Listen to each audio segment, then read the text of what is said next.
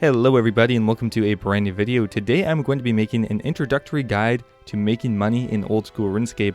This is going to be geared towards brand new players or players who have played very little. So for new returning players or brand new players who maybe just started with the RuneScape mobile release, this video will definitely be helpful for you. If you've already played the game for a while, this video might not be for you.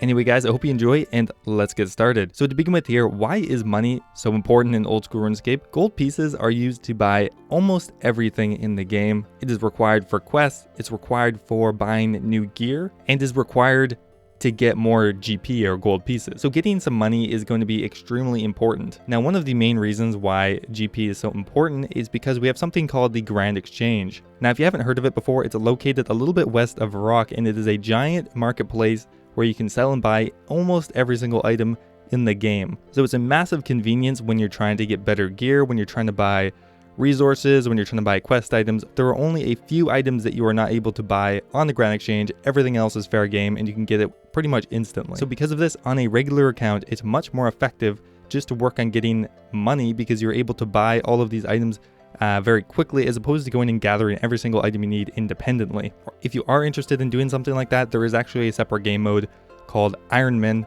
which will physically limit you from using the Grand Exchange or trading. So there are a few different types of money-making methods in old school RuneScape, and I like to break them down into three main categories. Of course, there are more subcategories, but these are the major three.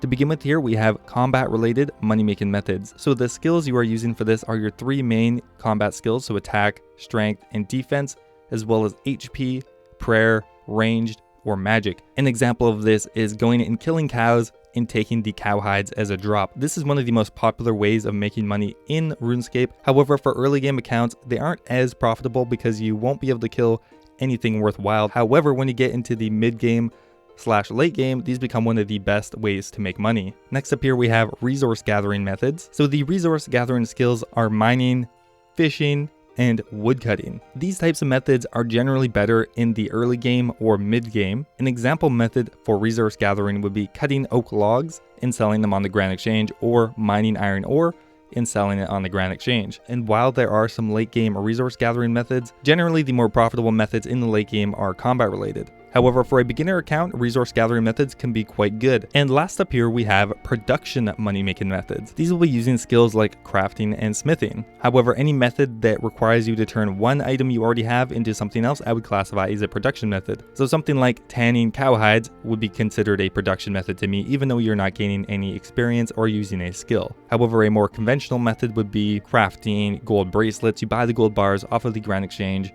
and craft them into a gold bracelet. You're getting experience, you're getting money. So those are the main three categories. There are two other ones I'll just briefly mention, and that is picking items up off the ground. There are items that will continuously spawn on the ground at a fixed location in a fixed time frame, so that can be profitable, as well as buying items from shops. Again, shops will stock the exact same items and they will respawn at a fixed rate. So now the last thing I wanted to talk about before we actually get into telling you all the methods is the differences between free-to-play and pay-to-play. If you're a new player who maybe started with mobile, you will most likely be playing the free-to-play game mode. Free-to-play is going to be quite a bit more limited than when you're playing on a pay-to-play account, and as such, the money-making potential is quite a bit lower in free-to-play. However, that being said, in today's video, I'm only going to be showing you free-to-play money-making methods, and the end goal for this video is for you to save up eventually enough for something called a bond. A bond is a cash equivalent to membership in the game. A bond is worth 2 weeks of Old School RuneScape membership and currently costs about 5 million coins. They're very expensive right now, so generally it's easier to just buy it with real life money. However, if you don't want to spend money on the game, or you just want to set yourself a goal, trying to earn enough money for a bond is an excellent goal to set. Anyway guys, let's get started with some of the free-to-play money-making methods. So one of the most classic money-making methods in Old School RuneScape is killing cows. Now cows are located just a bit north of Lumbridge. There are also some on the east side of the river. Now the requirements for killing cows are very low. You probably want to get 15 in each of your melee combat skills, so attack, strength, defense, and you want to go to the Grand Exchange and buy a steel scimitar as well as full steel armor. Now cows are very quick to kill and they drop cowhide, which is worth about 150 GP each. Cowhide is always in demand because it's used for early game crafting methods for free to play and pay to play. Now any combat related money making method is going to vary based on your combat level. However, you're probably likely to get at least 50k an hour here, upwards of 75k an hour at higher combat levels. So it is not a ton of money per hour, but considering that cows are one of the recommended early game training methods anyway, it is not a bad training spot that will also give you a little bit of money. Next up here we have tanning cow hides. Now this is a production money making method and can earn you around 75k GP per hour. Now there are no inherent requirements for this method. All you will need is a bit of GP and the cow hides to tan. So if you're at a low level, you can just go ahead and kill the cows for training anyway. However, if you want to do this at a more mass production level, you just go buy the cowhides right off the Grand Exchange. Now the location you tan cowhides is in Al Kharid. The easiest way to get here is from Lumbridge. You're going to run east across the bridge and pay 10 GP to get through the toll gate. From there, you're going to run south into the main city. Now first you want to go to the bank and withdraw coins as well as a full inventory of cowhide. After that, you run a little bit more to the north, and at the last building there is a tanning station you run to and ask to tan the cowhides. From there, you are just going to run right back and repeat the process. Next up here is crafting gold amulets. Now the only requirement for this method is 8 crafting. However, since it is a production money making method, you will need a little bit of starting cash.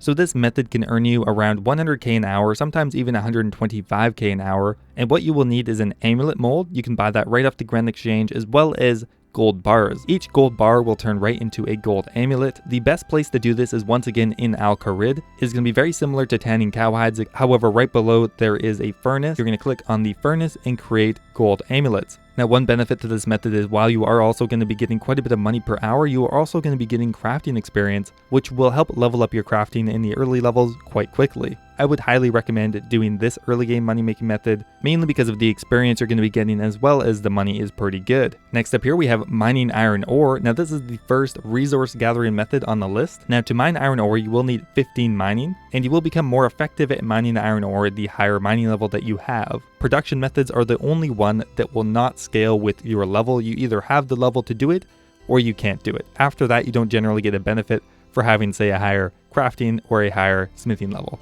Now the only thing you need to mine iron ore is a pickaxe, and you should always have the highest level pickaxe that you can wear. So assuming you have 15 mining, the best pickaxe you can wear is actually the black pickaxe. However, the steel pickaxe is easier to obtain, but you can buy both of them right off the Grand Exchange. At level 21, you can wield the mithril pickaxe. At level 31, you can use the adamant pickaxe. And at level 41, you can use the rune pickaxe, which is the best pickaxe in free-to-play. Now, the best locations to mine iron ore are both of the mining spots south of Varrock. There is the southeast mine as well as the southwest mine. Now, these locations can get very crowded. However, with the release of mobile, they released a ton of new worlds to play on, which means they will probably for the next few weeks be much less crowded than normal. Now it's a very simple process. You just have to run there with a pickaxe in your inventory or equipped if you have the proper attack level, and you're going to continuously mine the iron ore. There should be at least 3 spots depending on the location, and iron ore is currently worth 175 GP. Now the amount of money you can make mining iron ore is going to depend quite a bit on your mining level and how busy these spots are. On average, I think you could easily earn about 100k GP per hour and getting upwards of 150k to 175k an hour if you have higher mining levels. Now one thing worth noting is when you have higher mining levels, you might be tempted to go mine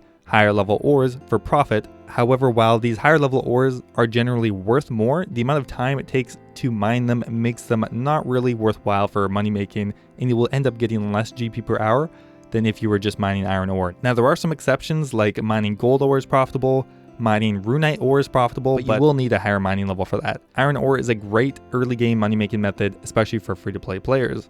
Next up here, a very simple money-making method is picking up ashes at the Grand Exchange. Now, ashes end up on the ground because people are lighting fires to train their fire-making skill, and it just burns into a pile of ashes after, and nobody picks them up. However, ashes are used in some of the member skills as well as quests, so they do have a value. If you just go to the Grand Exchange and pick the items directly up off the ground, you end up making about 40k an hour just doing this. And if you really just have no money, this is a very easy way to get a little bit of a cash stack started. Next up here we have catching lobsters. To catch lobsters you need a fishing level of 40. However, it is very slow until you get about 55 fishing. Now what you need is a lobster pot and coins. Now the location is called Musa Point, and it's a little bit northwest of where you get off the boat. Now it will take a while, but once you get a full inventory you have 2 options. If you have 37 magic, you can teleport right back to Falador, bank the lobsters, and run back down to Port Sarim and take the boat again. Another way to bank the items is running right back to the boat, take it back to Port Sarim, and there is a deposit box there that you can deposit your items with. However, it does have a fee on it. You'll pay about 500 GP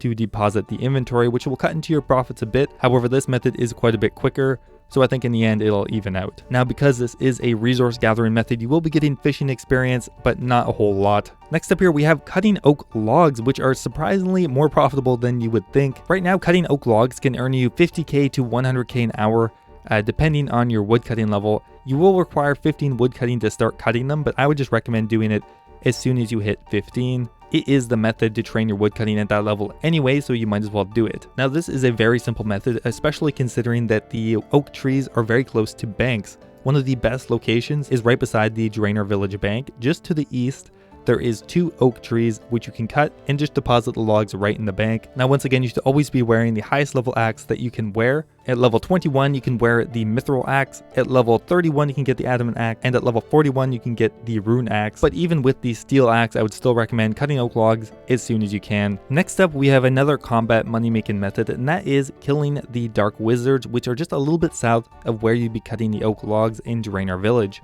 Now, the best way to kill them is with the range skill, and you should get around 20 range before you start killing them. So dark wizards will drop a bunch of different types of runes, including the nature rune, which is pretty valuable, as well as the wizard robes. The dark wizard robes are actually worth about 2k each, and they drop them pretty frequently. Now, you might only get around 40k GP per hour here, however, you will be training your range skill. Now, as far as equipment, you want to grab the highest level short bow that you can wear. So at level 20, you can wear the willow short bow, and you can equip iron arrows. Now, for equipment, you want to wear a studded body as well as studded chaps.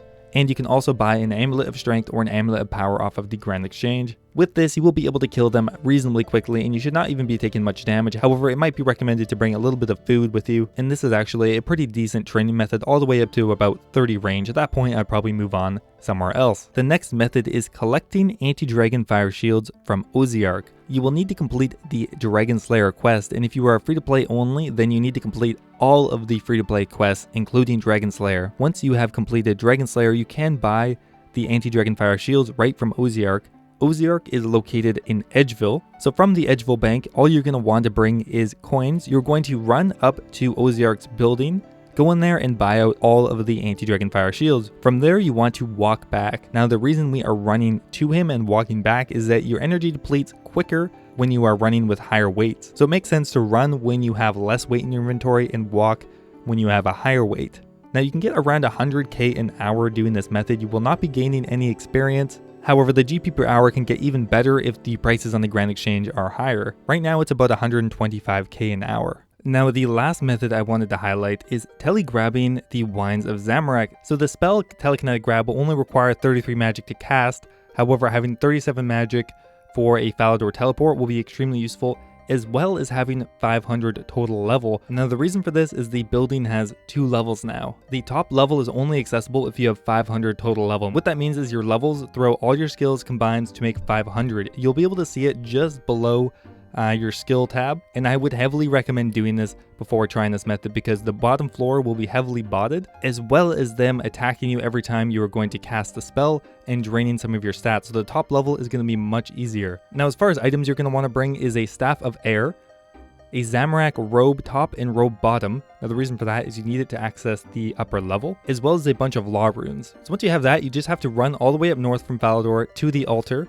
and go up to the upper level. From there should be a Wine of Zamorak on the table. Now, all you have to do is cast the Telekinetic Grab on the Wine of Zamorak. Do not try to pick it up manually. You do need to cast the Telekinetic Grab. Now, the reason this method is so profitable is the Wines of Zamorak are worth 2.1k each. There is no use for free-to-play players, but for members, they are used quite frequently. So because of this, this is probably one of the best money-making methods in free-to-play, and if you can find an empty world, it can get upwards of 250k an hour. Anyway, guys, that is it. There are more free-to-play methods out there. There are more complicated free-to-play methods out there, but those are some of the basic introductory ones that will help you start earning some money in the free-to-play game. If you have any questions about this, feel free to leave a comment down below, and I'll try to get back to you as soon as possible. I hope you enjoyed, and I'll see you next time.